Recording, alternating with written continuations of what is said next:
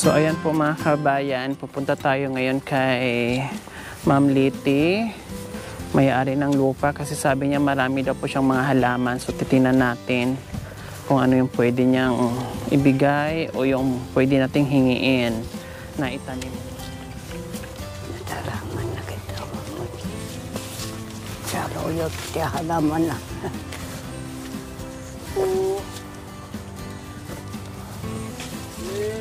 Walang halaman. Itong bahay ni Ma'am Lit? Oo. Ma'am Lit! So ito mga kabayan, oh, ang ganda nito, oh. Ang ganda ng kulay, oh. Para siyang balahibo ng manok. Ang ganda ng kulay. Wow, ang ganda naman nito, oh. Gima. Sana mamulaklak ng madami. Wala samot. Kasi ayan, oh. Oh, So, Gima. kailangan may lagayan ka nito. Ma'am Lit! Awan na. Namasyal po kami sa inyong baluarte. Wow, ang dami namang halaman. Oh, ang ganda ng kulay. Parang balahibo ng manok. Ganun yan. Yung kulay. Pag-expose sa araw, gumagano. Ah, I see. Doon ko binubuhay ko rin na parami kong ganyan. Wow. So, pag ganyan. Marami yung Tapos ang taba din ng nila. ay bagoong. Gabi. Plus yung po yon, Ma'am Lit? Kalabasa, talong. Kalabasa, ito, oh. Tanim ni Kuya Riting. Wow. Wow, ang taba ng kangkong nyo.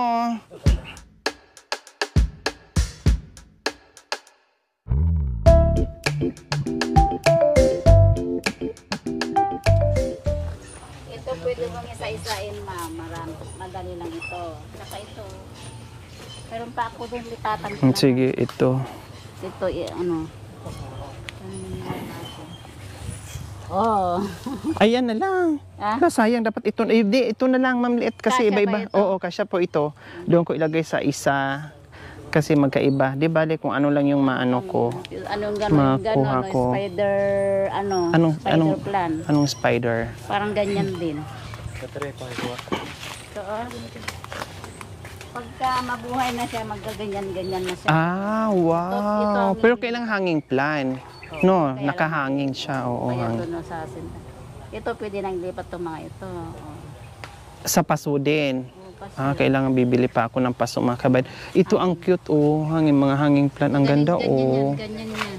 Mm. Ito, pwede nang ilipat ito.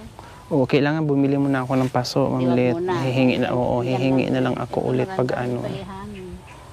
Oo, Madali sige. lang din ito, iganyan nyo lang. Ito nang itanim na. Yung bugambilya, madali lang din to, di ba, Ma'am Lit? Ay, mayroon pala ako dito. Yung buhay na. Ito na lang kunin mo. Buhay na, ipaso mo na lang. Ay, okay, sige. Sayang, nakagat. Itanim mo na, tuloy. Itanim mo na. Sige. I-transplant mo na lang yan kasi ang pangit na yung lupa. Mas maganda pag mapakita ng lupa. Ayan.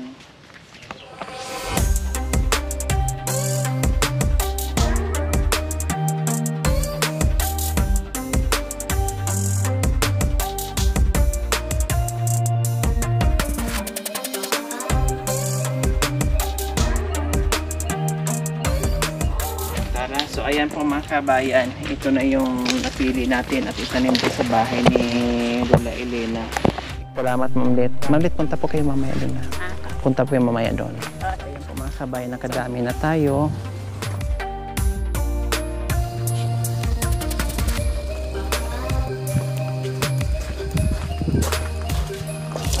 Ayan, nilipat natin ang paso.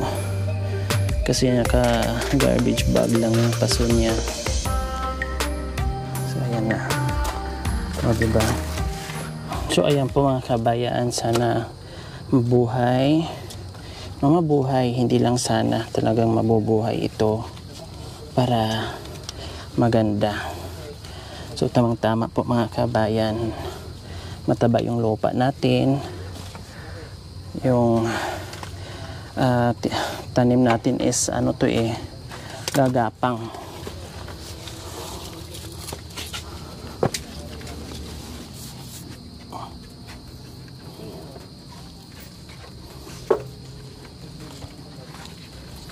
Yan.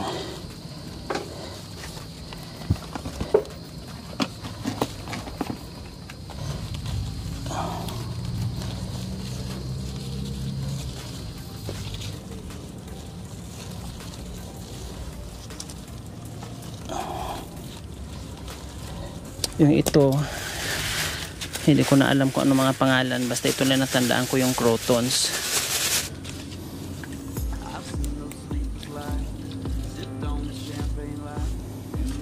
Dito sarapan para pag may bisita ka, bungad ka agad yung bulaklak. Nandyan ka agad yung bulaklak.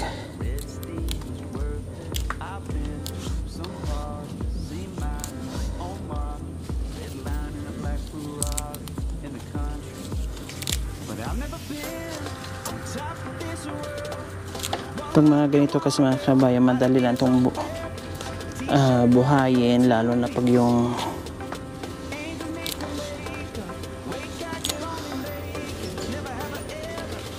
lupa mo ay mataba.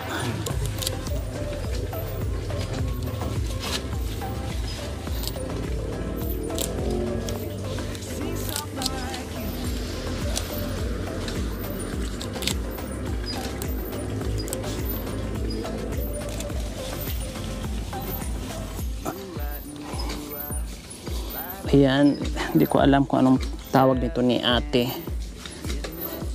Ako lang yung mahilig sa halaman na hindi ko alam yung mga pangalan.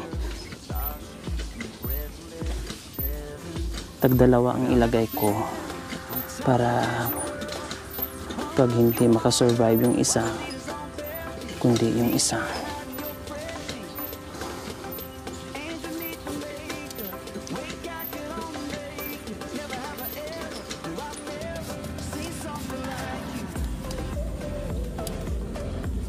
Yan, namulaklak na siya.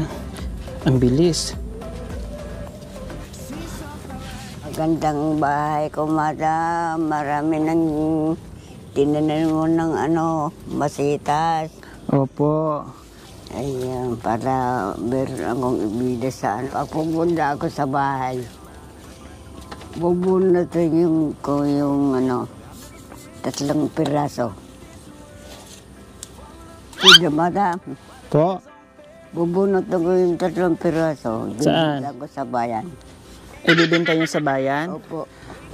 Ibenta niyo sa bayan o ibenta natin yung bahay?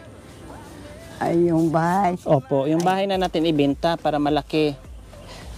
Ay, hindi nga ron. Huwag ko lang ibigyan, madam. Ha? Huwag na lang. Ah.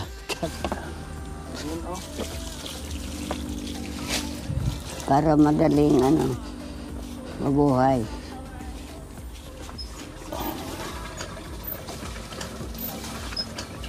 Ito ibang klase din siya, oh.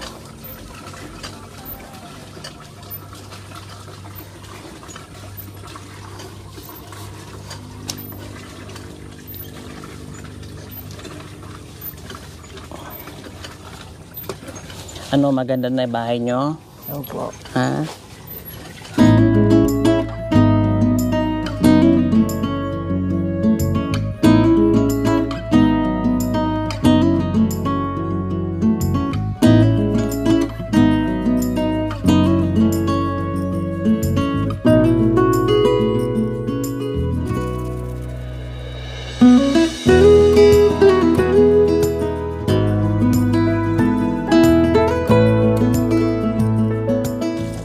Magtanim, hindi maghapon makayo ko na.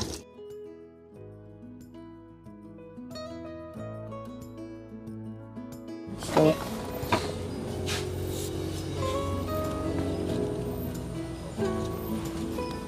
bulang nga kasi.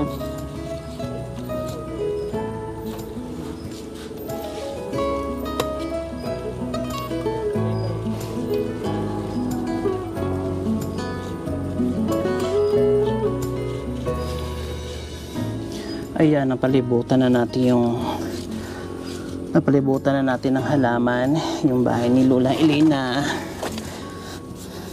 Meron pa akong idadagdag dito mga kabayan.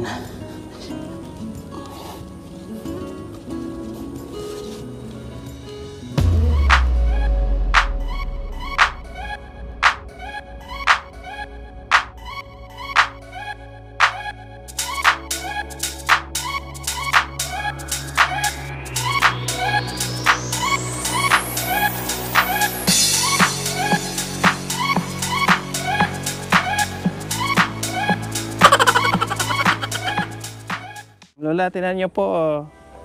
Oh, yung niyog niyo. Ay, wala nang bunga, madam. Ito na. Itatanim natin ito para magkabunga. Ito, niyog. Ay, akala ko mayroong bang ko. Pwede kong ikwenta sa inyo, ganon. So, what? Yeah. Awanin.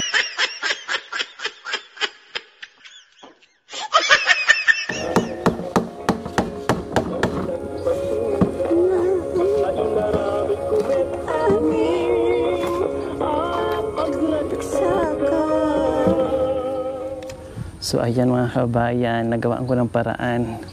Naghahanap ako ng malagyan ng ano. Ito na. Oh, di ba? Nagawaan ko ng paraan, Ma'am Lito. Yung may ano, yung may bulaklak na red. Hindi yung opo. Langgan. Oo. Ganda yan, ganyan. Okay, so ayan po mga kabayan, tapos na namin itanim yung mga halaman na galing din doon kay Ma'am Lit, no?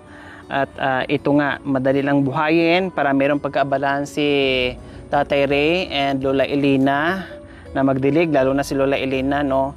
Ay exercise niya tuwing umaga kasi maaga sila nagigising, lalong-lalo na pag may mga edad na talagang alas 4, alas 5 ng madaling araw, gising na yan sila. Tama po, Lola Elena. Anong name? Okay, so ayan, Tatay Ray and Lola Elena, meron na tayong magagandang halaman. Tapos, ito pa. Siri, alas 4 na kasi nagluto. Opo, alas 4. Tapos ito, maganda to, alagaan to ha. Lahat ng naitanim ko, alagaan Lola Elena ha, Tatay Ray. Opo. Ayan, ang ganda-ganda. Pag lumago yan dyan, ang ganda tingnan. Tapos itong may mga bulaklak tayo. Pag namulaklak lahat yan, nako, bungad na bungad, meron ka na kaagad makikita na bulaklak. Ayan o, bagong tanim pero namulaklak na kaagad. O, di ba? Ang galing. O, tapos, syempre, nandito na, may malaki na tayong crotons tumakabay. O, San Francisco. San Francisco. O, tapos yung orchids natin, nilagay ko muna dito kasi wala tayong paglalagyan. Inahanap ko ito, nakita ko itong, anong tawag nito? Balat ng nyog, kaya buti lang buo. So ginawan ko na ng paraan para dyan ko mailagay. Ayan, tapos ito, meron din dito. Ayan, pag lumago din to mga kabayan, ang ganda. Kasi hindi naman to sila lalaki yung mga hindi na lalaki. At yun lang yung may bulaklak na yellow lang, yun lang yung tumataas, no? Pero ito hindi.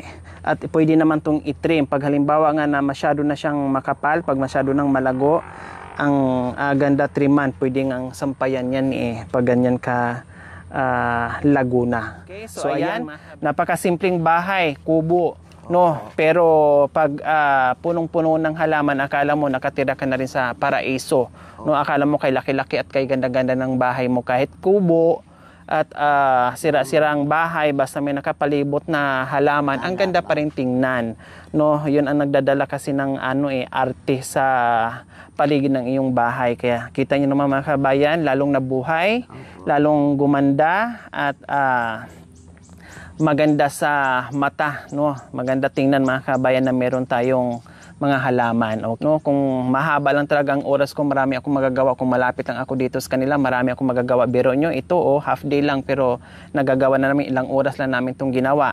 No? Halos 2 oras lang, pero ang dami namin naitanim at magdadagdag pa tayo. May mga hanging plants pa. Maraming salamat po muli at nandito pa rin po tayo. Mag-update, babalik tayo dito. Anong pitsa ba ngayon? Babalik tayo nito next day. Kasi hindi pa nga ito tapos tong gulayan natin, hindi pa na nagawa ni Tatay Ray yung gagawin namin So, balikan namin yung mga next day mga kabayan. Siguro matatapos na ni Tatay Rian. Okay? So, ilan po mga kabayan.